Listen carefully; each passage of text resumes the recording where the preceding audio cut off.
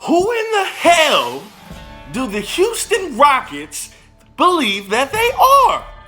Who? First off, tell me something.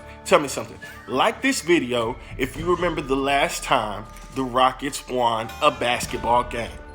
Do that for me. All right, now let's get back to the point. Thanks for tuning in with us. First and foremost, we appreciate it. Thanks for joining us for another episode of Hoops Talk. I'm your host, Mike DuPont. Today is Saturday, January the 18th, and if you can't tell, I've got a lot on my mind today. Who?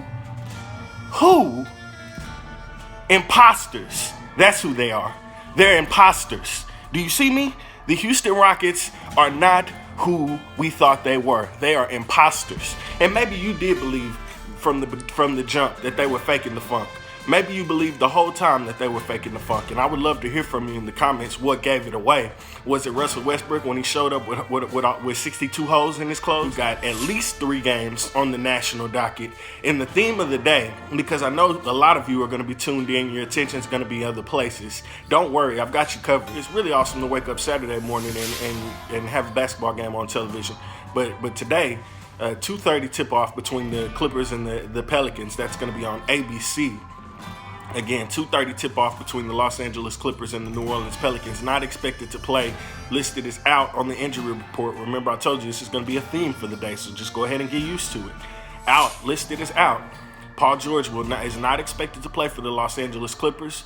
The Pelicans are going to be without a trio of players. Zion Williamson not expected to play. He will make his debut later on next week. I would love to hear how anticipatory you might be feeling towards his return. JJ Redick also not expected to play. Drew Holiday also not expected to play. But Brandon Ingram is expected to play. So we do know the Pelicans will at least be putting some points on the board. But Kawhi Leonard also not listed on their injury report. So I'm sure he'll have some defensive concerns for Brandon Ingram.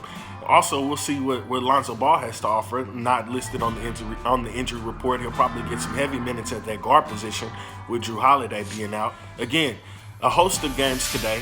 Not only Clippers Pelicans on the docket. We've also got Milwaukee versus Brooklyn. The Bucks versus the Nets at 5 o'clock on NBA television. Again, theme for the day. A lot of players out. DeAndre Jordan is not expected to play for Brooklyn.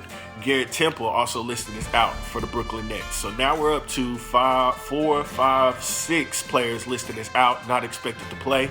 And we haven't gotten to our third game. Again, like I said, going to be a theme for today. I don't know if you heard, or maybe you might have been doing something else more important, but Kyrie Irving, again, had the audacity to open his mouth and speak. Kyrie Irving believes that the Brooklyn Nets do not have enough pieces to contend for a championship. Do you agree with Kyrie Irving? I think that the Brooklyn Nets have more than enough, just to be honest with you, especially if we're talking about getting out of the Eastern Conference. Do they have somebody to stay in front of Giannis? No, they don't, not right now.